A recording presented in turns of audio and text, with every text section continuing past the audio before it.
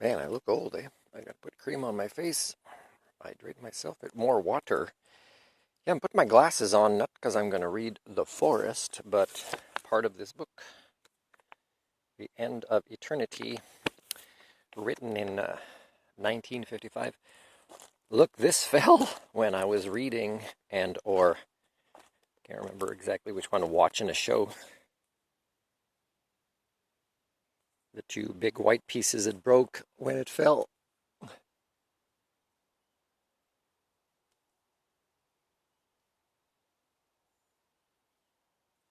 I guess the tree is breaking up in parts from the top a little bit at a time.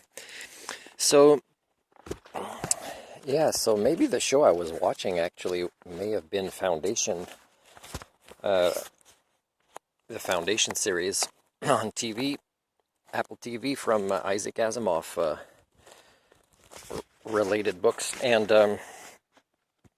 I gotta say, so far is,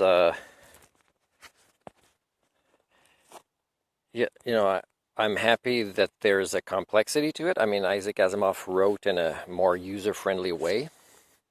He was known for his writing to be simple and able to be followed, including in the sciences. The Foundation series, I've watched 3 episodes so far, I believe, and the language, perhaps more modern, is not as user friendly. And if you miss a tiny part, let's say the volume of the speech of the actor goes down, or it's a quick expression that maybe you're not familiar with, you might miss it. But so I'm happy with the complexity of the language because I want more complexity now in my life with these stories. But I got to say, after 3 episodes where they kind of go all over the place, and that's fine if it's part of the complexity that they will, fully close off later, like Isaac Asimov was able to. I got to say that still, episode 2 and 3 was, a lot more about lovemaking between the attractive, actors, which I don't know. I guess they have to put that in. And I'm not against characters having relationships, but it seems steamy. Isaac Asimov did write about lovemaking, but it seems like, that's so far out of 3 episodes, that's a big part of what's happening. And yet they're going all over the place, probably with a plan to get it all together. And hopefully before they cancel their own shows, like some people do, they never finish the loops. And sometimes maybe the writers kind of say, "Oh, we want to work on something else. It'll be hard to close the loop to satisfy, so let's just cancel the show." That's a form of intellectual laziness. With the most important story that any science fiction author has ever come up with when it comes to us learning about ourselves using, the past, the present, and the future, like my grand unification theory helps us do to understand ourselves. So here, let me just pause to make sure I got the right page. So there's some very advanced, let's call them mathematicians, who create projects where if they agree they will alter reality, and they're talking about space travel. Do I have the right page or not? Give me a second again. Yeah, I did have the right page. This is page 168, 169 of this book. And it might not have been on those pages in a different format book, but anyways, Senor's bald head glistened in the light. "It's a neat point, Twistle," he said. "I put it to you, is space travel a positive factor or a negative factor in the calculus of reality?" And that's related to our species. "The question is meaningless," said Twistle impatiently. "What type of space travel? In what society? Under what circumstances? Oh, come.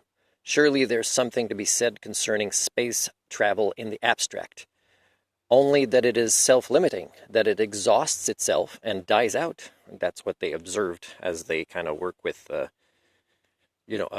a very large amount of time, which incorporates thousands of centuries, where they've observed this phenomenon grow and die, grow and die. "Then it is useless," said Senor with satisfaction, "and therefore it is a negative factor, my view entirely."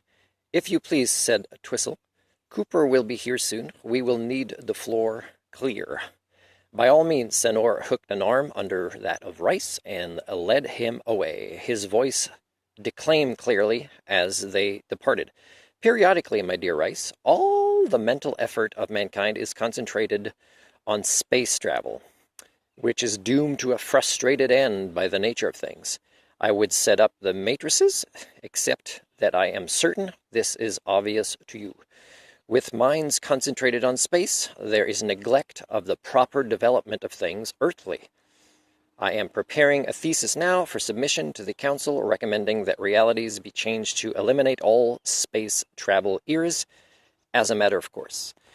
Why I would agree with this is what I've been saying all along, that the first form of technology that really leads to a stable operating system of sentience and sapience for a species that can be so potentially destructive with opposable thumbs is the first technology that must be at the basis of all the ones that come after, and we've never worked and succeeded at this first one, is human thinking tools.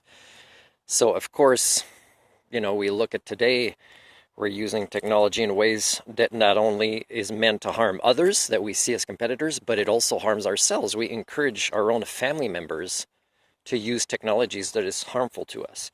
Now, how do you explain that? Woohoo! How do you explain a lot of technology is meant to, let's say, benefit the elites, when the elites don't understand the concept that if they don't take care of the masses, their health will be compromised as well. Such as, COVID vaccines, woohoo! And also that a lot of it is used for weaponry, for war. So to actually, when we understand very little about the Earth, and even if we did, we're still not at a sapience and sentience level to not harm it and therefore ourselves, because we are it. We are this biosphere as much as all this is. We don't understand that. Woo! We've never really focused on learning about the Earth without our chauvinism. To think that, this is created for us, we control all this, and it's totally wrong, a paradigm that many religions have led us to. Woohoo, religions! So yeah, we're pretty screwed without doing this. So space travel, again, it's just going to make things worse, right? It's going to make climate change worse. It's going to make raping the Earth worse. It's going to create more wars. Let's say we had done this human thinking tools first. Do you realize that if we did pursue space travel, it would be so different? It would be at that stage of a stable civilization, because we've never stabilized a proto-civilization before, much less a civilization over time, this would be at a time when there's an international space agency, and there's no more countries, and there's regions, and the regions have flavor, and they're talked to in this way, and people come and go freely without visas or passports and enjoy these different things in ways where we are already using technology that doesn't require raping the Earth. It requires pursuing a better understanding of forces like electromagnetism and gravity and things like that, and has no pollutants or requirements for, let's say, huge mass productions, when it can be done in more efficient ways on circuits that people can schedule at their own pace and be able to depend on. So yeah, I belong to a species that brags about itself. It talks about its failures, but always places it on others and not their own, and therefore something woohoo up here.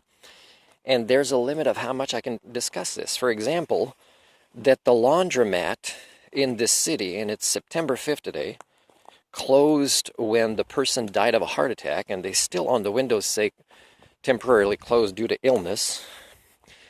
And that it hasn't opened yet because, I don't know, there's not enough millions of dollars going through the Columbia Basin Trust, and there's greed, and there's fighting over everybody trying to get more of their share. Tragedy of the commons, a basic phenomenon that for us would come naturally if we had sentience and sapiens, but we don't. Woohoo! And so I even emailed the lady who owns the mall, supposedly lives in Vancouver, didn't get an answer, where I say I would do this laundromat, probably by appointment, as I use that place for teaching my own programs, doing tutoring, and I know that if you put a sign, people come in and they ask you and they try it, and when you do a good job, like I did with my driving school, word spreads and no advertising is needed, and that's what would happen. I would be able to exercise my civic duty here, but it's not going to go like that. You know how important badminton is to me and how much I miss it?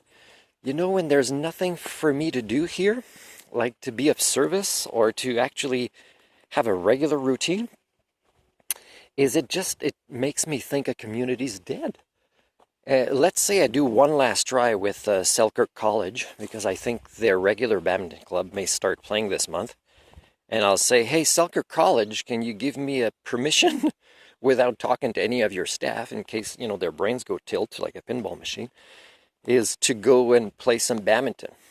Now, I don't know if they'll agree or disagree, but do you know how dehumanizing that is for me, to just partake in one activity with probably an unhealthy culture based on some of the conversations I've had with them on the tennis court when I first got here, and may not be that rewarding, but I still want to try, and that's how pathetic it is for me to try to find the elusive Homo sapien here. So I don't know, should I try this? I think I will. I think that'll be like my last attempt to see if, you know, this culture, this part of the world of BC is not really set on the path of their own self-destruction.